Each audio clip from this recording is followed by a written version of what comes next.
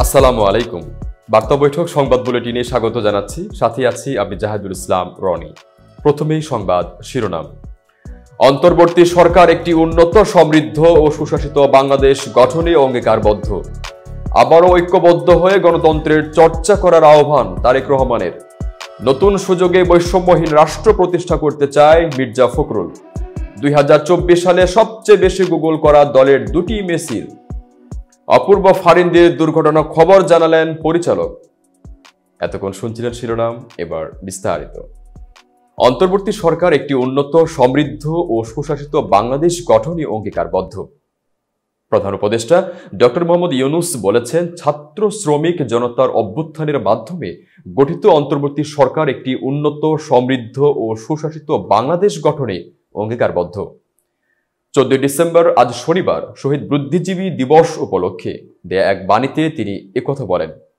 শহীদ বুদ্ধিজীবী সহ মুক্তিযুদ্ধের বীর শহীদদের প্রতি গভীর শ্রদ্ধা জানিয়ে এবং তাদের বিদেহী আত্মার শান্তি ও মাগফিরাত কামনা করে ডক্টর মোহাম্মদ ইউনূস বলেন, শহীদ বুদ্ধিজীবী দিবস বাংলাদেশের ইতিহাসে একটি কলঙ্কময় দিন। মহান মুক্তিযুদ্ধের শেষের দিনগুলোতে পাকিস্তানি হানাদার বাহিনী ও তাদের দোসররা পরাজয় নিশ্চিত জেনে বাংলাদেশকে মেধাশূন্য করতে বাঙালি বুদ্ধিজীবীদের নির্মমভাবে হত্যা করে। প্রধান উপদেষ্টা ডক্টর মোহাম্মদ ইউনূস বলেন, বাঙালি জাতির বিজয়ের প্রাক্কালে স্বাধীনতা বিরোধীরা দেশের শিক্ষাবিদ, সাংবাদিক, সাহিত্যিক, চিকিৎসক, বিজ্ঞানী, আইনজীবী, শিল্পী, প্রকৌশলী, দার্শনিক, রাজনৈতিক চিন্তাবিদ সহ দেশের মেধাবী সন্তানদের নির্মমভাবে গুম ও হত্যা করে। তাদের মধ্যে ছিলেন ঢাকা বিশ্ববিদ্যালয়ের শিক্ষক মোফাজ্জল হায়দার চৌধুরী, মুনির চৌধুরী, আনোয়ার পাশা, শহীদুল্লাহ কায়সার, গিয়াস উদ্দিন, ডক্টর ফজলে রাব্বি, আব্দুল আলিম চৌধুরী, সিরাজউদ্দিন হোসেন, সেলিনা পারভিন এবং ডক্টর জ্যোতির্ময় গুহ ঠাকুর সহ আরো অনেকেই। আবারও ঐক্যবদ্ধ হয়ে গণতন্ত্র চর্চা করার আহ্বান তারেক রহমানের। দেশে পরিবর্তিত রাজনৈতিক পরিস্থিতিতে আবারও ঐক্যবদ্ধ হয়ে প্রকৃত গণতন্ত্রের চর্চা করার আহ্বান জানিয়েছেন বিএনপির ভারপ্রাপ্ত চেয়ারম্যান তারেক রহমান। শহীদ বুদ্ধিজীবী দিবস উপলক্ষে এক বাণীতে তারেক রহমান বলেছেন, হারিয়ে যাওয়া আইনের শাসন, স্বাধীন বিচার বিভাগ এবং বহুমত ও পথের রাজনৈতিক ব্যবস্থা গড়ে তুলতে হবে। এক্ষেত্রে শহীদ বুদ্ধিজীবীরা আমাদের প্রেরণার উৎস হিসেবে থাকবেন। তারেক রহমানের এই বাণীতে বিএনপির সিনিয়র যুগ্ম মহাসচিব রুহুল কবির রিজভীর স্বাক্ষরে গণমাধ্যমে পাঠানো হয়েছে।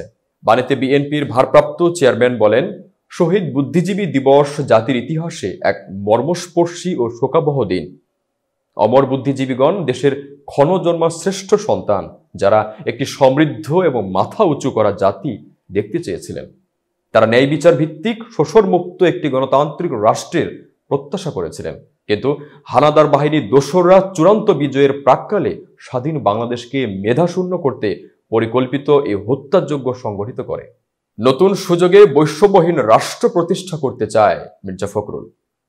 বিএনপির মহাসচিব মির্জা ফখরুল ইসলাম আলমগীর বলেছেন, 36 জুলাই বা 5 আগস্ট ফ্যাসিস্ট শক্তিকে পরাজিত করে নতুন সুযোগ সৃষ্টি হয়েছে।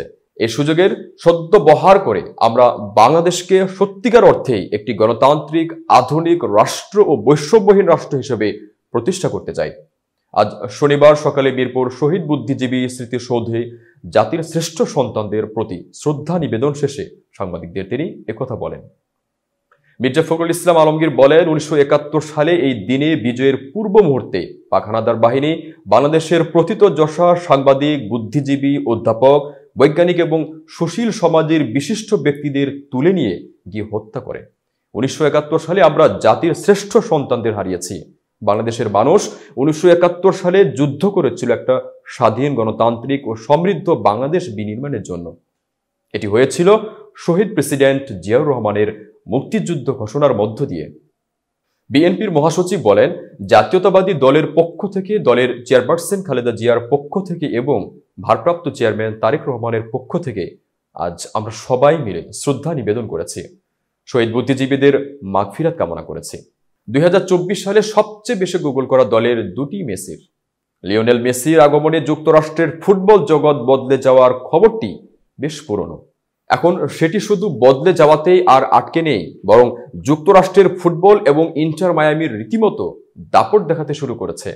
সার্চ ইঞ্জিন গুগলে 2024 সালে সবচেয়ে বেশি খোঁজ করা ফুটবল দলের তালিকাতেও এখন সবার উপরে অবস্থান করেছে মেসির ক্লাব ইন্টার মায়ামি। আর সব ধরনের খেলা বিবেচনায় নিলে মায়ামি আছে 3 নম্বরে। এ তালিকায় অবশ্য মেসির একটি নয়, দুটি দলই আছে। আর একটি হচ্ছে মেসির জাতীয় দল আর্জেন্টিনা। এবছর কোপা আমেরিকা জেতা আর্জেন্টিনা ফুটবল দল হিসেবে আছে 3 নম্বরে। সব মিলিয়ে অবস্থান 8-এ। সম্মিলিত তালিকায় গুগল সার্চে সবচেয়ে দাপটে দেখানো দুটি দলই মেজর লিগ বেসবলের যুক্তরাষ্ট্র ভিত্তিক সেই দল দুটি হচ্ছে নিউ ইয়র্ক ইয়াঙ্কিস ও লস অ্যাঞ্জেলস ডজার্স। এই দুটি দলের পরই অবস্থান মায়ামির। গত মৌসুম অম্লমধুর কাটানো মায়ামি মেসির কারণেই মূলত বছর জুড়ে আলোচনায় ছিল। মেসির কারণেই যে মায়ামিকে গুগলে বারবার খোঁজা হয়েছে তা আলাদা করে বললেও চলে। অপূর্ব ফারিনদের দুর্ঘটনার খবর জানালেন পরিচালক। ব্যাচেলর পয়েন্ট খ্যাত পরিচালক কাজল আরেফিন বানাচ্ছেন ওয়েব ফিল্ম হাউস সুইট। গত মাস থেকে এই ওয়েব ফিল্মের শুটিং চলছে। শুক্রবার দুপুরে পরিচালক জানালেন দুঃসংবাদ। এক ফেসবুক পোস্টে তিনি বলেন, তার এই ওয়েব ফিল্মের 3 জন গুরুত্বপূর্ণ অভিনয় শিল্পী দুর্ঘটনায় আহত হয়েছেন। এরপর তাদের দ্রুত হাসপাতালে দেয়া হয়েছে প্রাথমিক চিকিৎসা। আজ দুপুরে পরিচালক কাজল আরেফিন এক ফেসবুক পোস্টে দুর্ঘটনায় আহত হওয়ার খবরটি জানান। তবে ঘটনা কোথায় এবং কোন হাসপাতালে প্রাথমিক চিকিৎসা সেবা কোথায় দেয়া হয়েছে সে ব্যাপারে কিছু জানাননি তিনি।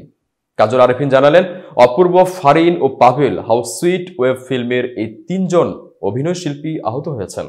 পরিচালক তার ফেসবুকে লিখেছেন, আমাদের হাউস সুইটের একটি দৃশ্যের শুটিংয়ের সময় দুর্ভাগ্যবশত দুর্ঘটনায় পড়ে। শুটিংয়ের সময় স্কুটি চালাতে গিয়ে এই দুর্ঘটনা ঘটে। এতক্ষণ বার্তা বৈঠকের সাথে থাকার জন্য ধন্যবাদ।